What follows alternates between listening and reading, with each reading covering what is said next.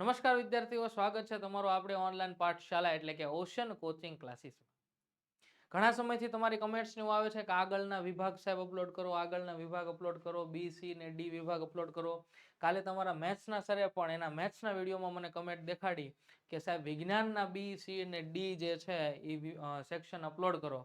તો હવે આજે આપણે શરૂઆત કરવી છે, સેક્શન બી તરફ જવું છે. પણ સેક્શન બી કોની સોલ્યુશન કરવું છે, કયા પેપરના સોલ્યુશન કરવું છે? તો અહીંયા તમે જે નામ જોઈ રહ્યા છો, શું જોઈ રહ્યા છો? તો કે ગાલા અસાઇનમેન્ટ બુક 2025 ધોરણ 10 વિષય વિજ્ઞાન પ્રશ્નપત્ર નંબર 1 અને એ પ્રશ્નપત્ર નંબર 1 માં સેક્શન એ આપણે સોલ્વ કરી ગયા. આજે વાત કરવી છે આપણે સેક્શન બી ની. સરસ મજાની સમજૂતી અને એકદમ સચોટ જે છે જવાબોની ચર્ચા આપણે કરવી છે. શા માટે આ અગત્યનું છે એટલું બધું? કારણ કે આવનાર સમયમાં ફેબ્રુઆરીમાં તમારી જે પરીક્ષા શરૂ થવા જઈ રહી છે, કઈ પરીક્ષા છે? તો કે ધોરણ 10 બોર્ડની પરીક્ષા માટે ખાસ ઉપયોગી છે. શું? તો કે ગાલા અસાઇનમેન્ટ બુક 2025 ધોરણ 10. એમાં પણ કોની વાત કરવી છે? તો કે વિષય વિજ્ઞાન. અને વિષય વિજ્ઞાનની અંદર પણ પ્રશ્નપત્ર નંબર 1 અને ઈ પ્રશ્નપત્ર નંબર 1 ની અંદર આજે વાત કરવી છે સેક્શન બી ની. તો ફટાફટ જે છે બુક પેન લઈને બેસી જશો વિડીયો જોવા માટે. કારણ કે સેક્શન બી ની અંદર તમારે થોડું ઘણું લખવું પડશે. શું કરવું પડશે? લખવું પડશે. કારણ કે હવે આપણે મોટા પ્રશ્નો શરૂ કર્યા ને. અત્યાર સુધી તો શું આપણે સેક્શન એ ની અંદર સોલ્યુશન કરતા હતા, તો તમને જવાબ યાદ રહી જાય કે હાલો આની અંદર જવાબ આવે છે એટલે વાંધો ન આવતો. પણ સેક્શન બી ની અંદર જે છે એ સોલ્યુશનમાં થોડા મહત્વના મુદ્દાઓ તમારે લખવા પડશે. એટલે ખાસ કાળજીપૂર્વક બુક અને પેન લઈને બેસી જજો. જે અગત્યનો મુદ્દો આવે હું કહેતો જાઉં, નોટ ડાઉન કરતા જાવ અને સરસ મજાની તૈયારી કરવાની છે. પણ એ પહેલા થોડીક બુકની આપણે વાત કરી લઈએ. કઈ બુક? તો કે ગાલા અસાઇનમેન્ટ બુક 2025 ધોરણ 10. સાહેબ આ બુક અમને ક્યાંથી મળે? તો એના માટે થઈને બેટા તમે જે અત્યારે વિડીયો જોવો છો એ વિડીયોની નીચે ડિસ્ક્રિપ્શનમાં તમને લિંક આપી છે, ત્યાંથી તમે આ બુક મેળવી શકો છો. અન્યથા ડાયરેક્ટ તમે વેબસાઇટ ઉપર, કઈ વેબસાઇટ છે? તો કે www.navneetstore.com. અને ઘરે બેઠા જો આ બુક તમારે મેળવવી છે તો અહીંયા આપેલો નંબર કયો? તો કે 70 46 22 22 54. આ નંબર ઉપર સંપર્ક કરો અને ઘરે બેઠા બુક તમે મેળવી શકો છો. અને ઘરે બેઠા મેળવવાનો એક લાભ એ પણ છે કે ગાલા અસાઇનમેન્ટ બુક ધોરણ 10 2025 જે છે એની કુલ કિંમત 240 છે. પણ જો તમે ઘરે બેઠા મંગાવો છો તો આ બુક તમને ફક્ત 230 રૂપિયામાં પડવાની છે. આ સાથે આ બુકની એક ખાસ વિશેષતા એ પણ છે કે આ બુકની અંદર તમને સ્માર્ટ ડીજી બુક પણ મળવાની છે. તો સાહેબ એ આની સાથે આવશે? નહીં. આ સ્માર્ટ ડીજી બુક જે છે એ તમારા સ્માર્ટ ડિવાઇસ, સ્માર્ટફોનની અંદર આવશે. તો એના માટે શું કરવું પડશે સાહેબ? તો એના માટે જ્યારે તમે આ બુક ખરીદો છો તો એના આ બાજુના ફ્રન્ટ પેજ ઉપર એક અહીંયા તમને QR કોડ આપેલો હશે. આ QR કોડને જેવો તમે તમારા સ્માર્ટ ડિવાઇસ વડે સ્કેન કરશો એટલે તરત જ એક એપ્લિકેશન માટેનું આવશે. એપ્લિકેશન ડાઉનલોડ કરશો, એપ્લિકેશન ઓપન કરશો એટલે એની અંદર વિદ્યાર્થીઓને બેઝિક ઇન્ફોર્મેશન તમને માંગશે. તો આ બેઝિક ઇન્ફોર્મેશન તમે ફૂલફિલ કરશો, બધી વિગત જે છે ધ્યાનપૂર્વક ભરશો એટલે ત્યારબાદ લાસ્ટમાં તમને એક એક્સેસ કોડ એન્ટર કરવા માટેનું કહેશે. જેવો આ એક્સેસ કોડ ક્યાંથી લઈશું? તો બેટા જ્યાં તમે QR કોડ સ્કેન કર્યો ને એની એક્ઝેક્ટ બાજુમાં જુઓ આ બુક જે છે એના અહીં વ્હાઇટ પટ્ટીની અંદર એક અહીં એક્સેસ કોડ આપેલો હશે. અહીં ઉદાહરણ તરીકે તમને આપેલો છે. આ એક્સેસ કોડ જેવો એન્ટર કરશો એટલે સ્માર્ટ ડીજી બુક જે છે એ તમારા સ્માર્ટફોન, સ્માર્ટ ડિવાઇસની અંદર ઓપન થઈ જશે. આ બુકની એક ખાસ વિશેષતા છે. સાથે સાથે ગાલા 21 અપેક્ષિત પ્રશ્ન સંગ્રહ ધોરણ 10 વિષય ગુજરાતી, હિન્દી, સંસ્કૃત, ઇંગ્લિશ, ગણિત, વિજ્ઞાન અને સામાજિક વિજ્ઞાન એ પણ આવી ગઈ છે. બરોબર? તો આ ગાલા 21 અપેક્ષિત પ્રશ્ન સંગ્રહની બુક જે છે એ પણ અવેલેબલ છે. અને ઈ બુક જે છે તમે ખરીદો છો, 300 થી વધારેની ખરીદી થાય છે તો બેટા 15% ડિસ્કાઉન્ટ મળવા પાત્ર છે. પણ એ 15% ડિસ્કાઉન્ટ માટે તમારે એક કોડ યુઝ કરવો પડશે અને કોડ છે NAV15. આ પ્રોમો કોડ તમે યુઝ કરશો એટલે તમને ડિસ્કાઉન્ટ મળશે. વધારે ખરીદી થાય છે, 500 થી વધારેની ખરીદી થાય છે તો બેટા તમને 20% ડિસ્કાઉન્ટ મળવા પાત્ર છે. અને આ ડિસ્કાઉન્ટ મેળવવા માટે અહીંયા તમારે બીજો એક પ્રોમો કોડ યુઝ કરવો પડશે. એ પ્રોમો કોડ છે NAV20. ખ્યાલ આવે છે? સાહેબ અમારે બધાય વિષયની ગાલા 21 અપેક્ષિત પ્રશ્ન સંગ્રહની બુક લેવી હોય તો વેલ એન્ડ ગુડ.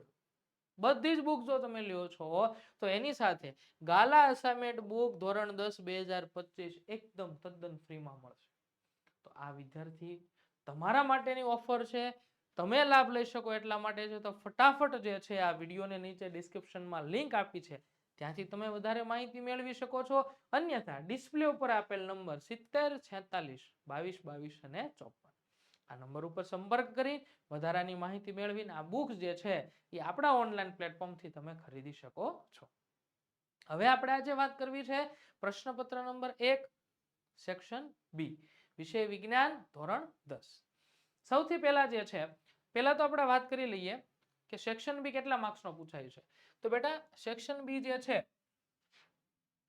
કુલ તમને જે છે પ્રત્યેકના 2 ગુણ આપેલા છે, બરોબર, અને પ્રત્યેકના 2 ગુણ સાથે તમને જનરલ અથવાનો વિકલ્પ જે અત્યારની પેટર્ન પ્રમાણે છે એ પ્રમાણે જો આપણે ચાલશું તો જનરલ અથવા પ્રમાણે તમને આની અંદર પ્રશ્નો આપેલા છે, એમાંથી તમને આવડતા હોય એવા અમુક તમને ઉપર સૂચના આપેલી હશે, એ સૂચનાની અંદર જે છે કે પ્રશ્નપત્ર તમને આપેલા છે એમાંથી કોઈ પણ 9 પ્રશ્નોના જવાબ તમારે લખવાના છે અને 9 દુને 18 કુલ જે છે એ સેક્શન બી કેટલા ગુણનો થાય છે બેટા? 18 ગુણનો થાય છે. તમને પ્રશ્ન આપેલા હશે એમાંથી ટોટલ તમારે 9 પ્રશ્નો લખવાના રહેશે. પ્રત્યેકના 2 ગુણ છે અને કુલ 18 ગુણનો આ સેક્શન રહેશે. તો જોઈએ પ્રશ્નપત્ર નંબર 1 માં સૌથી પહેલો સવાલ શું આપેલો છે. તેલ તેમજ ચરબીયુક્ત ખાદ્ય પદાર્થોની સાથે નાઇટ્રોજન વાયુ ભરવામાં આવે છે શા માટે? હવે આ નાઇટ્રોજન વાયુ ભરવામાં આવે શા માટે? પહેલા આપણે ડાયરેક્ટ એની સમજૂતી લઈએ પછી આપણે જવાબ તરફ જઈએ. તો કે આ તેલ અને ચરબીયુક્ત જે કાંઈ પણ ખાદ્ય પદાર્થો છે એ હવાની હાજરીમાં તેમનું ઓક્સિડેશન થાય. શું થાય છે? જો હવાની હાજરીમાં રહે તો એનું ઓક્સિડેશન થાય છે. અને આ ઓક્સિડેશન થવાને કારણે ચરબી અને તેલ જેવા પદાર્થો જે છે એ ખોરા થઈ જાય છે. કેવા થઈ જાય છે? ખોરા. અને ખોરા થઈ જવાને કારણે એનો સ્વાદ જે છે એ ફરી જાય છે અને એમાંથી દુર્ગંધ આવવા મળે છે. શું આવે છે? દુર્ગંધ આવે છે.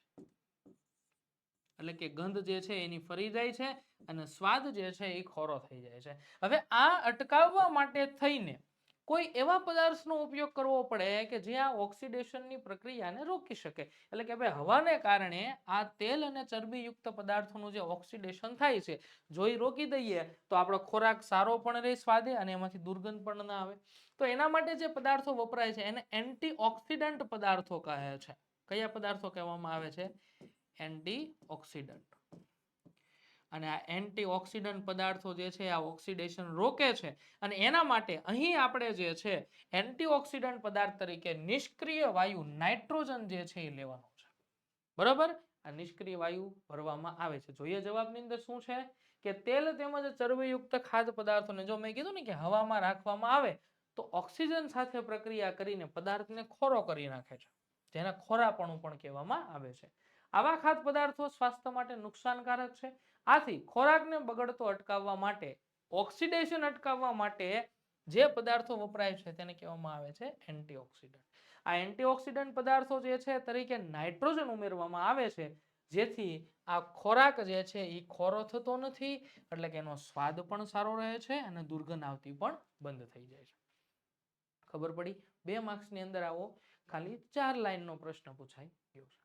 ચાલો નેક્સ્ટ ક્વેશ્ચન જોઈએ કે આયનીય સંયોજનોના કોઈ પણ 2 સામાન્ય ગુણધર્મોની ચર્ચા કરો. બેટા આયનીય સંયોજનોના ટોટલ 4 ગુણધર્મો છે.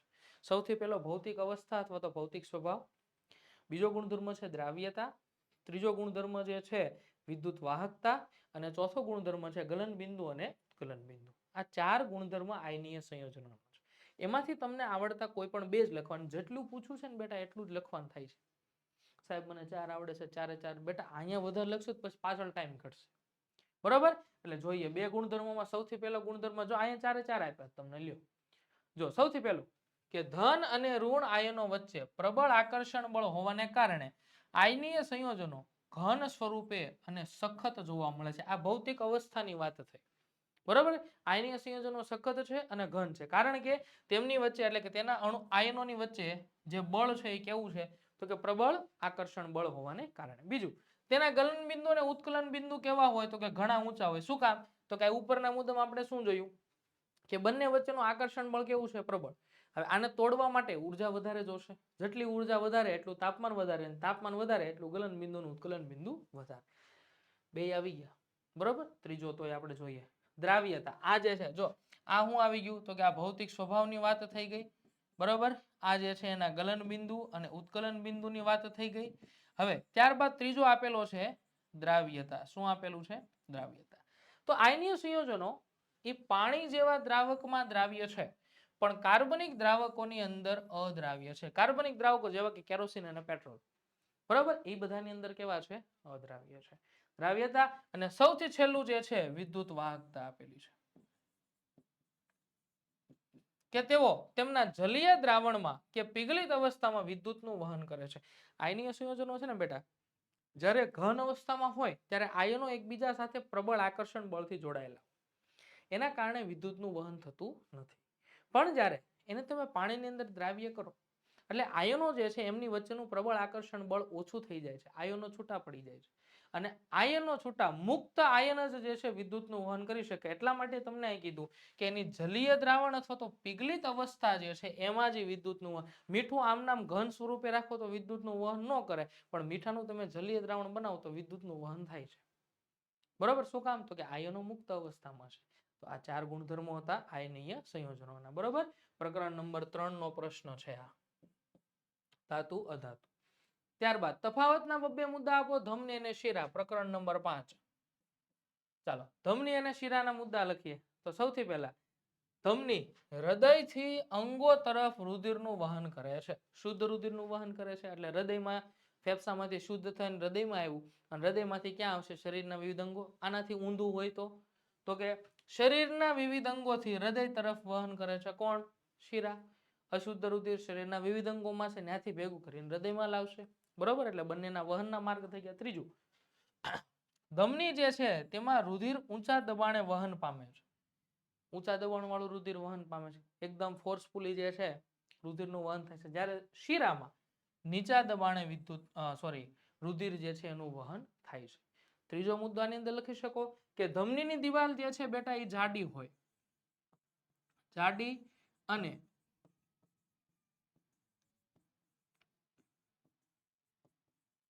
સ્થિતિસ્થાપક દિવાલ હોય.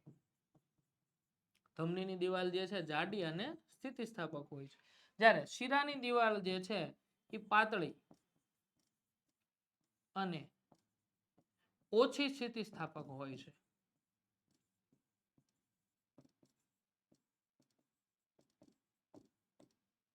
ઓછી સ્થિતિસ્થાપક હોય છે.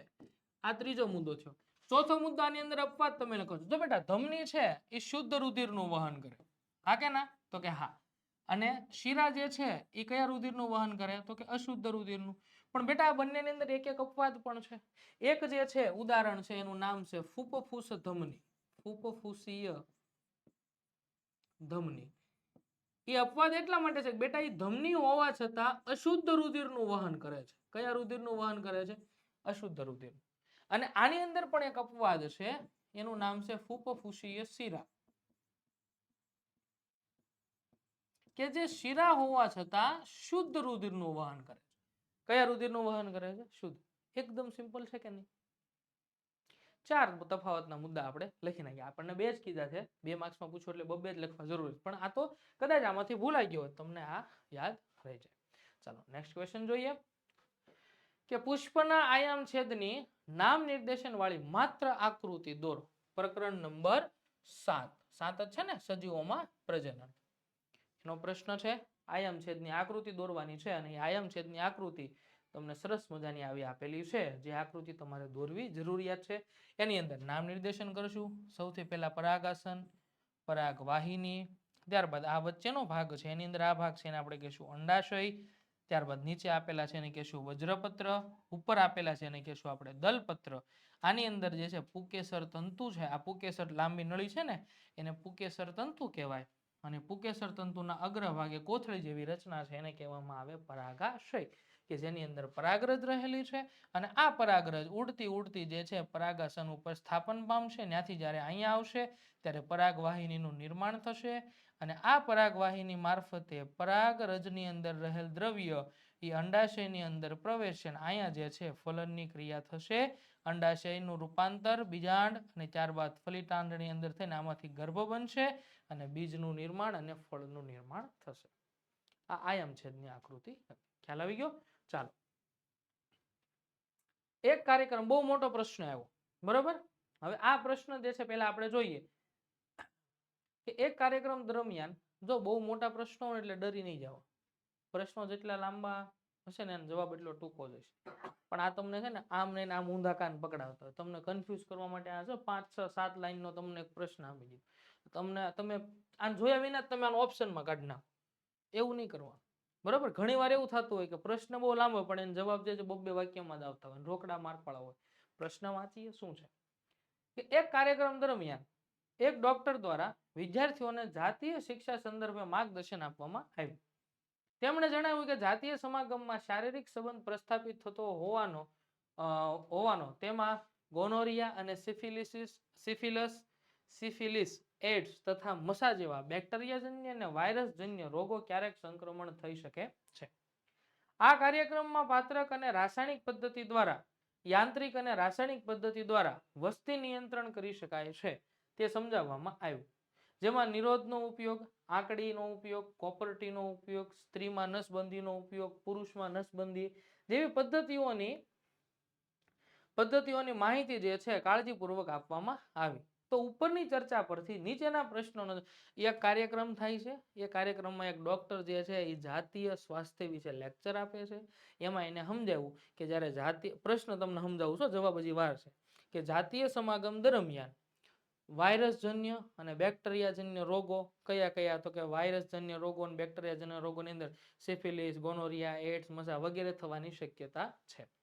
સાથે સાથે સમાગમની ક્રિયા થશે, સ્ત્રી પુરુષ વચ્ચે જે છે સમાગમની ક્રિયાના અંતે બાળકનો જન્મ થાય એટલે વસ્તીનો વધારો થાય છે.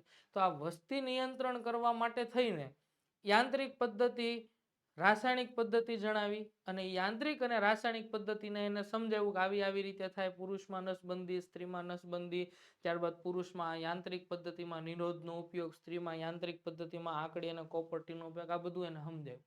હવે એ કાર્યક્રમ આખો થઈ ગયો ને પછી એમાંથી પ્રશ્ન થયા. પહેલો પ્રશ્ન શું થયો તો કે પહેલો પ્રશ્ન, જાતીય સમાગમ દ્વારા ફેલાતા બેક્ટેરિયાજન્ય અને વાયરસજન્ય રોગો કયા કયા છે?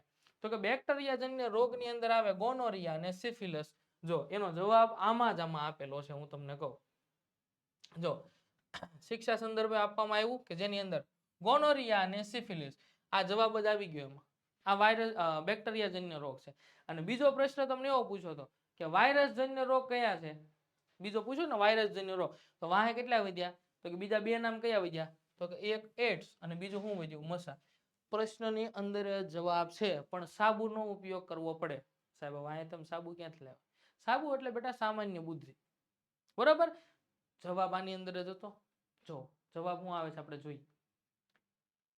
બેક્ટેરિયાજન્ય રોગ ગોનોરિયા અને સિફિલિસ, બરોબર. વાયરસજન્ય રોગ એડ્સ અને મસા. લ્યો પહેલા પ્રશ્નનો જવાબ મળી ગયો. હવે આમાં ક્યાં રોકેટ સાયન્સની વાત હતી? એટલે તમને કહું છું પ્રશ્ન જેટલા મોટા જવાબ એટલો નાનો.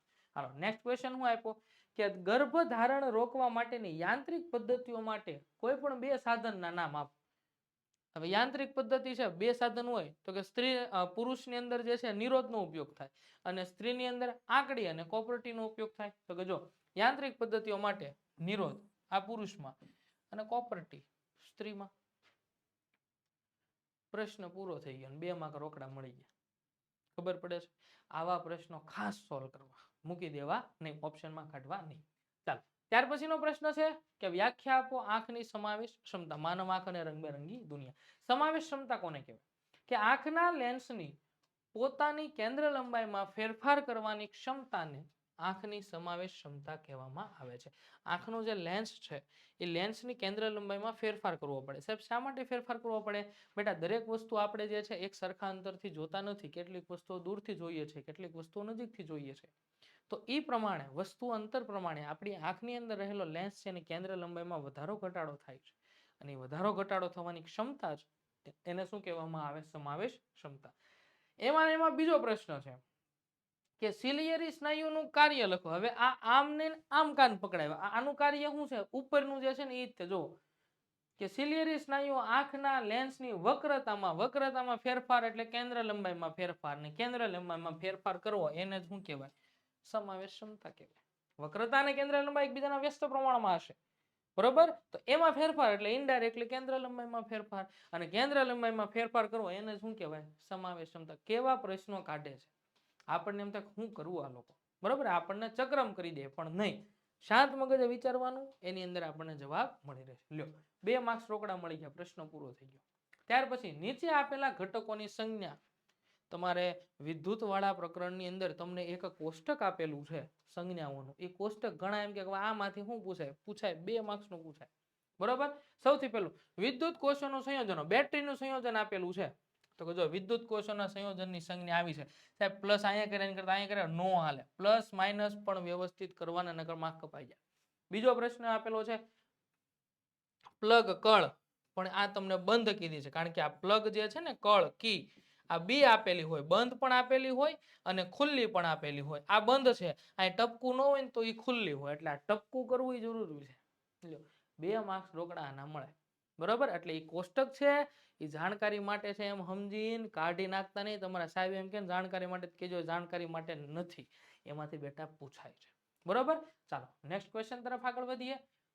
એમાં ત્રીજો પૂછ્યો કે જોડાણ વગર એકબીજાને તફાવત ધરાવતા 2 બિંદુઓ વચ્ચે 2 કુલમ વિદ્યુત ભારને લઈ જવા માટે કેટલું કાર્ય કરવું પડે?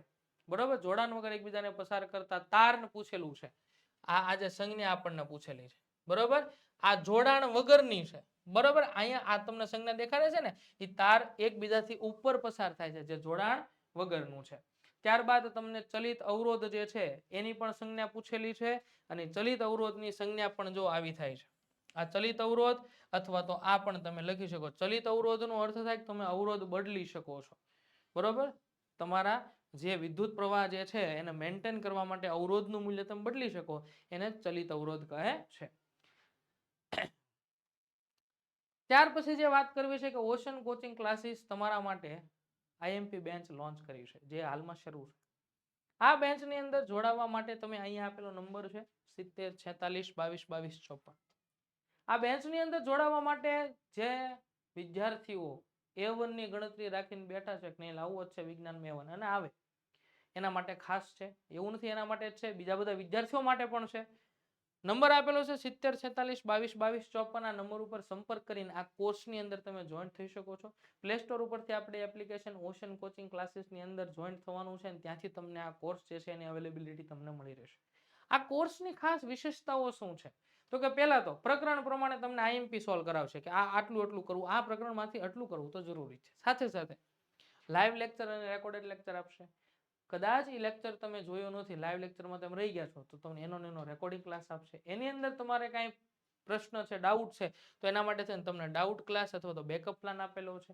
સાથે સાથે સરસ મજાની તમને પીડીએફ આપશે જે અહીંયા ભણવાની છે તે, અને સૌથી અગત્યનું 24/7 તમને વોટ્સઅપ સપોર્ટ મળશે. તમને કાંઈ ક્વેરી છે વોટ્સઅપની અંદર મેસેજ નાખી દો, વિધિન 24 અવર્સ તમને એનું સરસ મજાનું સોલ્યુશન મળી જશે. જે કાંઈ ક્વેરી હશે એ સોલ્વ થઈ જશે. અને સૌથી અગત્યની બાબત, જેટલા પણ જૂના વર્ષના પેપરો છે રિસેન્ટલી, બરોબર, એ પ્રીવિયસ યરના જે બધા પેપર જે છે એનું પણ તમને સોલ્યુશન આપવાનું છે. અને આ બધું મટીરિયલ તમને એકદમ ફ્રીમાં આપવાનું છે.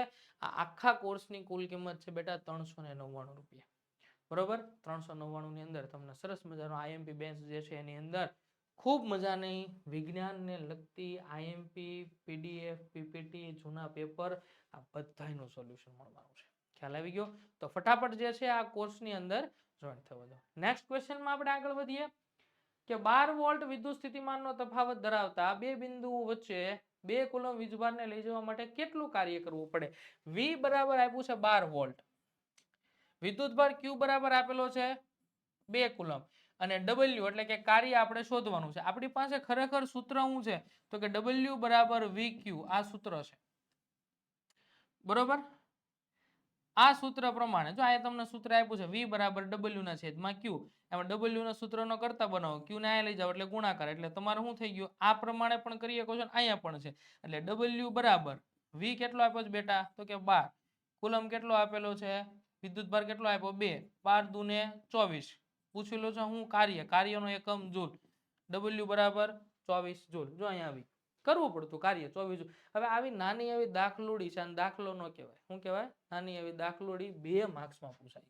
લ્યો હવે આ 3 સ્ટેપ કરવાના 2 માર્ક્સ તમને કોઈ આપે છે, કેટલું હેલું છે કે નહીં? સાબિત તમને હેલું લાગે, અમને તમને લાગે ભાઈ. મહેનત કરો, તૈયારી કરો, તમને હેલું લાગે. બરોબર? ચાલો નેક્સ્ટ ક્વેશ્ચન તરફ આપણે જઈએ કે ચુંબકીય ક્ષેત્ર રેખાની લાક્ષણિકતાઓ. મોસ્ટ આઈએમપી પ્રશ્ન એવર. જૂના પેપર જેટલા તમારી પાસે હોય એટલે જોઈ લેવાની તમને છૂટ. ક્યાંક ને ક્યાંક પ્રશ્નપત્રમાં તમને આ પ્રશ્ન દેખાય. ચુંબકીય ક્ષેત્ર રેખાની લાક્ષણિકતાઓ. બરોબર? ખરેખર પ્રશ્ન છે ચુંબકીય ક્ષેત્ર રેખાઓની લાક્ષણિકતાઓ. ચાલો સૌથી પહેલી લાક્ષણિકતા શું છે? તો કે ચુંબકીય ક્ષેત્ર રેખાઓની લાક્ષણિકતાઓ નીચે મુજબ છે. એમાં સૌથી પહેલું કે ચુંબકીય ક્ષેત્ર રેખાઓ ઉત્તર ધ્રુવમાંથી નીકળે છે અને ચુંબકની બહારની બાજુએ દક્ષિણ ધ્રુવમાં દાખલ થાય છે, જ્યારે ચુંબકની અંદર આનાથી વિરુદ્ધ છે કે ક્ષેત્ર રેખાઓ દક્ષિણ ધ્રુવથી ઉત્તર ધ્રુવ તરફ જાય છે અને આમ એક આખો બંધ ગાળો અને વક્ર રચે છે. સાહેબ ખબર ન પડી, અહીંયા ધ્યાન રાખો. આ એક તમે સમજો કે ચુંબક છે. ચુંબકની અંદર જે છે આ N અને આ S, આ ઉત્તર ધ્રુવ છે અને આ જે છે એ દક્ષિણ ધ્રુવ છે. ચુંબકની બહારની બાજુ ચુંબકીય ક્ષેત્ર રેખા N માંથી નીકળી અને S માં જાય. અંદરની બાજુએ S થી N તરફ આવે તો આમ આખો શું રચાણો? એક બંધ ગાળો રચાણો.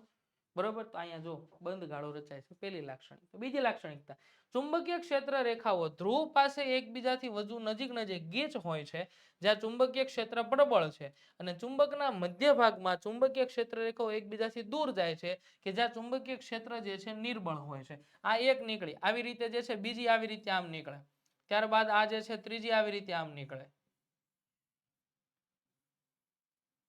અત્યારે હું દોરું છું આમ એકબીજાને છેદે છે પણ છેદતી નથી. તમે જો આ ધ્રુવ પ્રદેશ છે ને ચુંબકીય ક્ષેત્ર એકબીજાને નજીક આવી ગઈ, ગીચ છે. તો આ ધ્રુવ પ્રદેશની પાસે જે ચુંબકીય ક્ષેત્ર છે ને પ્રબળ છે. હવે આ મધ્ય ભાગ છે, મધ્ય ભાગમાં જુઓ તો ચુંબકીય ક્ષેત્ર રેખાઓ વચ્ચેનું અંતર વધી ગયું. બરોબર? એટલે કે એની વચ્ચેની જગ્યા વધારે એટલે ચુંબકીય ક્ષેત્ર કેવું થઈ ગયું? થોડુંક નિર્બળ થઈ ગયું. ચાલો ત્યાર પછી ત્રીજી લાક્ષણિકતા, ચુંબકીય ક્ષેત્ર રેખાઓ કદાપી એકબીજાને છેદતી નથી, ઓવરલેપ થતી નથી. દાખલા તરીકે આ ચુંબક છે, આમાંથી એક ચુંબકીય ક્ષેત્ર રેખા નીકળે ને આવી રીતે આમ થયું. હવે બીજી જ્યારે આમ નીકળે ને ત્યારે આવી રીતે એકબીજાને છેદે. જો અહીં એકબીજાને છેદીને આવું ક્યારેય ન થાય. જો આવું થાય તો આ છેદન બિંદુ જો તમે હોકા યંત્ર મૂકો ને તો હોકા યંત્ર N અને S જે છે એ દર્શાવતું નથી, જે શક્ય નથી. એટલે ચુંબકીય ક્ષેત્ર રેખાઓ ક્યારેય એકબીજાને છેદતી નથી. જો ક્ષેત્ર રેખાઓ સમાંતર અને એકબીજાને સમાન અંતરે આવેલી હોય તો સમાન ચુંબકીય કહેવાનો અર્થ ચુંબકીય ક્ષેત્ર રેખાઓ એકબીજાથી સમાન અંતરે હોય, એક સરખું અંતર હોય બે બાજુ. બરોબર? 4 લાક્ષણિકતાઓ સરસ મજાની યાદ રહી જાય એવી છે. બરોબર? ખ્યાલ આવી ગયો? તો આ હતી તમારે ચુંબકીય ક્ષેત્ર રેખાની લાક્ષણિકતા. તફાવત આપો જૈવિક અને અજૈવિક ઘટકો. પ્રકરણ નંબર 13 નો પ્રશ્ન. ચાલો સૌથી પહેલા નિવસન તંત્રના બધા જ સજીવો કે જેને જૈવિક ઘટકોમાં સમાવેશ કરવામાં આવ્યા છે અને અજૈવિક ઘટકોની અંદર બધા નિર્જીવ ઘટકોનો સમાવેશ કરવામાં, એટલે સજીવ એટલે જૈવિક અને નિર્જીવ એટલે અજૈવિક. હાલો પહેલો મુદ્દો યાદ રહી ગયો. બીજો મુદ્દો, તમામ ઉત્પાદકો એટલે કે વનસ્પતિ અને નીલહરિત લીલ, ઉપભોગીઓ શાકાહારી, માંસાહારી, પ્રાથમિક કક્ષાના માંસાહારી, ઉચ્ચ કક્ષાના માંસાહારી અને વિઘટકો મૃતદેહો ખાનારા, આ બધા જે છે જૈવિક ઘટકોમાં આવે. હવે અજૈવિક ઘટકોમાં કોણ આવે? તો કે તાપમાન, વરસાદ, ભેજ, પવન, ભૂમિ, પ્રકાશ, ખનિજ દ્રવ્યો, આ બધાનો સમાવેશ અજૈવિકમાં થાય. કોને જૈવિક અને અજૈવિક કહેવાય? પહેલો મુદ્દો. બીજા મુદ્દા બેના ઉદાહરણ લ્યો. 2 માર્ક્સની અંદર આ તફાવત છે. બરોબર? ત્યારબાદ ફરીથી 13મા પ્રકરણનો, જો 13મું પ્રકરણ છે ને પર્યાવરણ વાળું, ઘણા એમાં શું પૂછાય? જાવા જો ને ઓપ્શનમાં કાઢો, ન કઢાય, હેલું છે ને બહુ પૂછાય. બરાબર? બીજો પ્રશ્ન એમાંથી જ પૂછાણો. જૈવિક વિશાલન એટલે શું? જૈવિક વિશાલન કોને કહેવાય? કે જ્યારે આહાર શૃંખલાની અંદર કે જ્યારે સજીવો તેમના આહાર ખોરાકની જરૂરિયાત માટે એકબીજા ઉપર આધાર રાખે છે ત્યારે આહાર શૃંખલાની રચના કરે છે. હવે આ આહાર શૃંખલાની અંદર શું થાય છે? તો કે આ આહાર શૃંખલા દ્વારા ઉર્જા અને પોષક દ્રવ્યો ક્રમશઃ એક પછી એક સજીવોની અંદર એટલે કે ઉપલા પોષક સ્તરમાં વહન પામે છે. જો નિવસન તંત્રમાં જૈવ ઘટકો કોઈ પણ અજૈવિક અથવા તો અવિઘટનીય પદાર્થ પ્રવેશ કરે કે જેનું વિઘટન ન થાય તો એ અવિઘટનીય પદાર્થ નીચેથી લઈને ઉપર સુધી બધે પોષક સ્તરના સજીવોની અંદર જાય. અવિઘટન શક્ય નથી, જવાનો છે બધામાં. એટલે શું થાય કે જ્યારે કૃષિ વનસ્પતિઓમાં વિવિધ રોગ તેમજ કીટકોને બચાવવા માટે જંતુનાશકો જે છે એ જંતુનાશકોને રોકવા માટે રાસાયણિક દવાઓનો ઉપયોગ કરવામાં આવે કે જે અવિઘટનીય છે. તો એ રાસાયણિક દવાઓ રસાયણો દ્વારા ભૂમિમાં અને પાણીના બે સ્ત્રોતમાં, દાખલા તરીકે તમને સિમ્પલ એક સમજાવું, તમે કોઈ ખેતી કરી છે, એમાં વધારે પડતા જંતુનાશક ને આન તેન રોગચાળો આવી ગયો, તમારે પાક સારો મેળવવા હાટુ તમે એમાં રાસાયણિક દવાનો છંટકાવ કર્યો. હવે તમને ખબર નથી કે રાસાયણિક દવા જે છે એનું વિઘટન શક્ય નથી. હવે જેવી તમે દવા છાંટીને વરસાદ આવ્યો તો દવા કોની અંદર ભળી ગઈ? પાણીમાં ભળી ગઈ. પાણીના સ્ત્રોતની અંદર પાણી વહન પામીને આજુબાજુ રહેલા નદી તળાવ સરોવરમાં આવ્યું તો એના સજીવોની ઉપર અસર કરી કે ન કરી?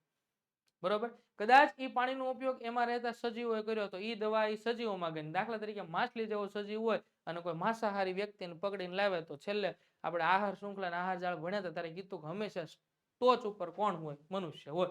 એ માછલી કદાચ મનુષ્યએ ખાધી તો એ અવિઘટનીય પદાર્થ છેલ્લે આવ્યો કેમાં? મનુષ્ય. આ તો વરસાદ આવ્યો એટલે દવા છાંટીને વરસાદ નો આવ્યો તો દવા જમીનમાં ભળી. જમીનની અંદર રહેલી વનસ્પતિના મૂળ જ્યારે ખનિજ દ્રવ્યોનું, પોષક તત્વોનું, પાણીનું શોષણ કરે એની સાથે સાથે દવા પાછી એ વનસ્પતિમાં આવી. વનસ્પતિમાં ફળ ફૂલ લાગ્યા, એ ફળ ફૂલનો આપણે ઉપયોગ કર્યો, પાછી કોનામાં આવી? આપણામાં જ આવીને. આને જૈવિક વિષાદન કહેવાય. બહુ સિમ્પલ વસ્તુ છે. બરોબર. તો છેલ્લે કોઈ પણ આહાર શૃંખલા આહાર જાળના અગ્રસ્થાને જ્યાં મનુષ્ય રહેલો છે ને, છેલ્લે ઇફેક્ટ એને આજ કરે છે. જો રસાયણોનો ઉપયોગ કરવામાં આવ્યો છે અને આ રસાયણો ભૂમિ અને પાણીના સ્ત્રોતમાં ભળે છે. મેં કીધું એમ પાણીમાં અને ભૂમિમાં ભળે છે. ભૂમિ અથવા પાણીમાંથી તેઓ વનસ્પતિના શરીરમાં, ત્યાંથી તૃણાહારીઓ, ત્યાંથી માંસાહારીઓના શરીરમાં પ્રવેશે છે. મેં કીધું એમ જ. બરોબર. વનસ્પતિમાં આવે, વનસ્પતિમાં તૃણાહારીમાંથી, કારણ કે વિઘટન થતું નથી ને, એટલે એકાદમ ક્યાંક વચ્ચે વિઘટન થઈ જતું હોત તો અટકી જાય, પણ વિઘટન થતું નથી. આ રસાયણો જે અવિઘટનીય હોવાથી તેઓ પ્રત્યેક પોષક સ્તરમાં વધારે માત્રામાં સંગ્રહ પામતા જાય છે, જેને જૈવિક વિશાલન ઘટના અથવા તો જૈવિક વિશાલન કહે છે.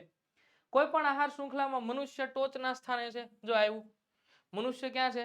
ટોચના સ્થાને છે. તેથી આપણા શરીરમાં આ રસાયણો સૌથી વધુ માત્રામાં સંચય પામતા જાય છે. તેથી કૃષિ ઉત્પાદન વધારે મેળવવા માટે રસાયણોની આવશ્યકતા હોવા છતાં તેનો નિયંત્રિત ઉપયોગ કરવો જોઈએ. આપણે તો હારા હાટું જ રસાયણો વાપરવા હતા કે પાક સારો આવે, રોગચાળો ન થાય, આ ન થાય, તે ન થાય, પણ એનાથી આવડી મોટી બીજી તકલીફ થાય છે એ આપણને આજ ખબર પડી. બરોબર. અને બધામાં પાછું અગ્રસ્થાને ટોચના સ્થાને કોણ છે? મનુષ્યથી બધું ઓળિયો ગળ્યો છેલ્લે આવવાનો કોનામાં? મનુષ્યમાં. અને જે છેલ્લે હોય એની અંદર આવતા આવતા એનું સંકેન્દ્રણ વધી જાય, એટલે આપણામાં સૌથી વધારે આ દવાઓ આવે, એટલે આપણને વધારે જ નુકસાન થાય છે. આ હતું જૈવિક વિશાલન. બરોબર. ત્યાર પછીનો પ્રશ્ન છે કે નીચેની આપેલી મનુષ્યની ઉત્સર્જન તંત્રની આકૃતિમાંથી A, B અને C, D ના તમારે નામ જે છે હું શોધવાના છે. આકૃતિ આપી છે એમાં A શું છે? તો કે મૂત્રપિંડ છે, કિડની. B શું આપેલું છે? તો કે મૂત્રવાહિની. અહીં ઓપ્શન પણ આપેલા છે. ત્યારબાદ C મૂત્રાશય અને D મૂત્ર માર્ગ. તમે જોવો તો ખરા કેવો પ્રશ્ન પૂછાઈ ગયો. હે, હાવ હેલો પ્રશ્ન. આકૃતિ આપી છે, એના ભાગ ઓળખો, 2 માર્ક્સ રોકડા. બરોબર. ઉત્સર્જન તંત્ર આપણે પ્રકરણ નંબર 5 જૈવિક ક્રિયાઓનો પ્રશ્ન છે. ખાલી આકૃતિ 3 માર્ક્સમાં 4 માર્ક્સના મોટા લાંબા પ્રશ્નમાં પૂછાય એવું નથી ભાઈ. આવું પણ પૂછાય તો એ ક્યાં જાહો? એટલે નામ નિર્દેશન પણ આવડવું જરૂરી છે. ચાલો નેક્સ્ટ ક્વેશ્ચન. જમણા હાથના અંગૂઠાનો નિયમ સમજાવો. યસ, પ્રકરણ નંબર 12. બરોબર. શું કહે છે? જમણા હાથના અંગૂઠાનો નિયમ છે. આવું કાંઈક છે. જો આવી આકૃતિ દેખાય. આ પેન છે એ સમજી લો, વચ્ચે સૂર્ય તાર છે અને આમ મેં કર્યું. એમાં અંગૂઠો એક દિશા નીચેની તરફ લઈ જાય છે અને જો આમ આંગળીઓ દેખાય ને તમને, આમ મેં આંગળીઓ વાળી એટલે આ દિશા આમ થઈ ને, ગોળ થઈ. જમણા હાથના અંગૂઠાનો નિયમ. એમાં અંગૂઠો કોની દિશા દર્શાવે છે? વિદ્યુત પ્રવાહની દિશા દર્શાવે છે. અને આંગળીઓ જે છે એ કોની દિશા દર્શાવે? તો કે આંગળીઓ જે છે ચુંબકીય ક્ષેત્ર રેખાની દિશા દર્શાવે છે.